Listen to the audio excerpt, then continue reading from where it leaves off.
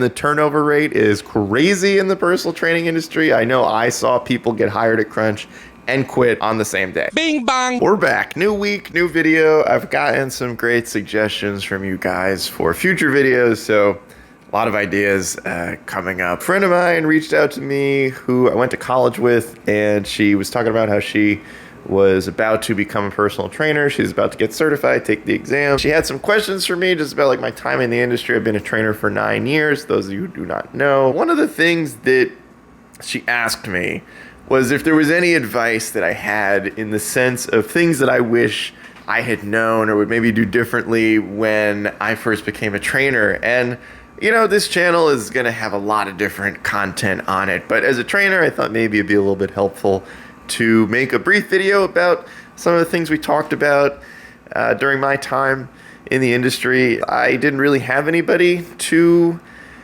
ask questions to, at least when I first started, and I know I definitely wish I did. I wish I had someone to reach out to who had experience in the industry and who had done a bunch of stuff and worked with people and all that. A big topic out there is you get your certification. What do you do next? Do you walk into a big box gym, you know, corporate gym, Crunch, Equinox, and apply there? Do you try to go to a boutique fitness studio? Do you like group fitness? What are you doing? Where do you go? And in my opinion, I highly recommend just go to a corporate gym. Personally, I went to Crunch. I only picked it because it was literally walking distance to my apartment at the time. Looking back, I think that I wish I had probably chosen Equinox, but there's a couple reasons. The main reason for picking a big box gym in general is it is way easier to get started gaining clients. And some of this depends on your type of personality. I was a very introverted person at the start of this industry. I mean, still am to an extent, but it's definitely helped me come out of my shell. But as an introverted person, there was nothing scarier than on your first day after you get hired and they're like, all right, go downstairs, walk the floor, talk to people. Like, that was terrifying. Like, talk to strangers was absolutely terrifying. But it was one of those things where so long as the managers see you making an effort and trying, even though it's obviously scary, at least to me, and I'm sure to other people out there, they will help you get clients. And they'll help you get your first couple of clients. And it's one of those things that, like, if you are brand new to personal training, like, it can be a real grind getting those first clients. But if you're at a big box gym, it's a funnel, right? People are walking in every single day to buy memberships, and they're getting offered, their free personal training sessions. And so I highly recommend it from that standpoint. The first couple clients I got were people that had bought sessions at the gym, like a year ago or something, and they had a couple left and they threw them at me just to sort of see what I could do and what the feedback would be from those people. And it made a big difference, just having the ability to just physically be in the gym and someone walk in and they just get thrown to you.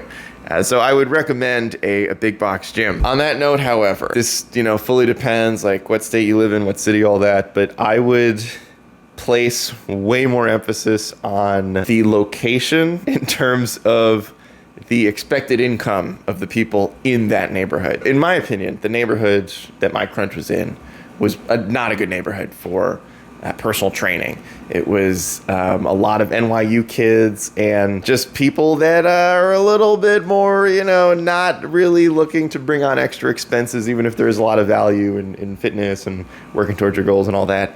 The reason I said Equinox before that is because they charge so much money for their membership. Like, just financially, I think for a new trainer, selling is scary and you can feel a lot of imposter syndrome. And so really my opinion on applying to a gym that is more likely to have really financially well-off clientele is that it can remove some of the fear if you kind of go in knowing like these people have lots of money. If you're a member at Equinox, that's a real choice. Just alone, I think that membership over the course of a year is like almost $4,000. So I go to the gym almost every single day, and even I would not pay that much for a gym membership. So it truly is something where you have a lot of disposable income. If you're a new trainer, it could be a little bit easier to sell to people that have likely much more disposable income than people elsewhere. Not that the people that go to Crunch don't have money to spend. They definitely do. That gym's not cheap, but Equinox is by far one of the most expensive gyms in the world. So if you're brand new to the industry, selling personal training, selling an extra expense or financial commitment when you're just starting out can be a little bit easier if you have some idea where the financial status of the people you're selling to might be. And one of the other big reasons that I would recommend starting at a big box gym, a corporate gym, is just a lot of the trainers there who have been there for a long time. They have a lot of experience, and some of the best advice I got were from those seasoned veteran trainers at Crunch. One of the best pieces of advice I ever got was from the assistant manager, which was that personal training is a patience game. It truly is a matter of how long can you stick with it, because it is a grind at first, right? I know a lot of people come hot out of the gate, they get their cert, they're like, all right, I'm gonna start training people. I'll get a crazy convenient schedule of like 8 a.m. to 2 p.m. and then I'll be out of there. Like, no, that's not how it works. People who do training, they want to train at 6 a.m., 7 a.m. They want to train at 7 p.m., 8 p.m., 9 p.m. at night. Like, you're not going to have that sort of cushy schedule, at least not for a very long time. And even trainers that have been doing it for a long time still work really late or really early. Like, that's just the nature of the game. That is the job. And so if you are not expecting that it could be a little bit jarring, and the turnover rate is crazy in the personal training industry. I know I saw people get hired at Crunch and quit on the same day. It is truly a patience game. The longer you stick with it, the more you show that it matters to you, that you're committed to helping people and you know, just making fitness a big part of other people's lives. You'll just gain more confidence, and more people will start to take note of either how long you've been there, how much experience you're gaining, whatever it might be. But it truly is a patience game, because a lot of people come and go in this industry, like a lot of industries out there that can have very high turnover rates, just because there's a lot of unpredictability, a lot of instability with personal training as a career. And it's not for everyone. It's absolutely not for everybody. But if you are starting out, just know that like it might take 3-6 months before you really like get into it. It could take a year. So, you know, it's one of those commitments that is not the sort of thing where a week in you're going to see the most sales you'll ever see in your life. And it's a really good comparison to just like fitness in general, right? You can't expect to see all the results you've ever wanted after 1 week. It could take a pretty long time before you start to see the fruits of your labor. Just one of those things to keep in mind if you are a trainer or wanting to become a trainer and you're starting out. These are a couple things that I hope can help. I know that this is stuff that helped me. I know that my first day as a trainer was terrifying and I didn't like it and I wanted to quit. And I went right to the store to buy a bunch of junk food to emotionally eat and feel better about myself. And you know, I always thought maybe I'll give it 6 months. That was the idea, 6 months.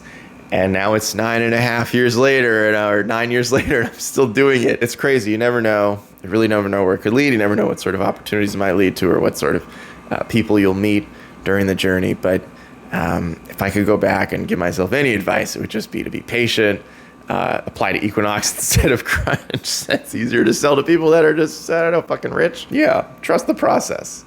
I guess trust the process. There will be more videos. They won't all be personal trainer story based, but I have a lot of experience in the industry. So if I can help at all, I would love to do that because I know that this industry can, I don't know, it just has a lot of like preconceived notions about trainers and getting into the industry and all of that. So if I can help dispel some of that or make the industry more approachable to people that are interested, I would love to do that. So that's it for this week's video. I'm going to try to maybe start doing more videos per week just because there's different subjects that I want to talk about or questions that I get, and maybe one video a week isn't enough, but I don't know, it's hard to always work it in with my schedule as a trainer. It's kind of insane and unpredictable, but we're gonna try. I started with once a week videos. That was the goal, Thursdays, Fridays ish uploading, so maybe we factor in a second video per week.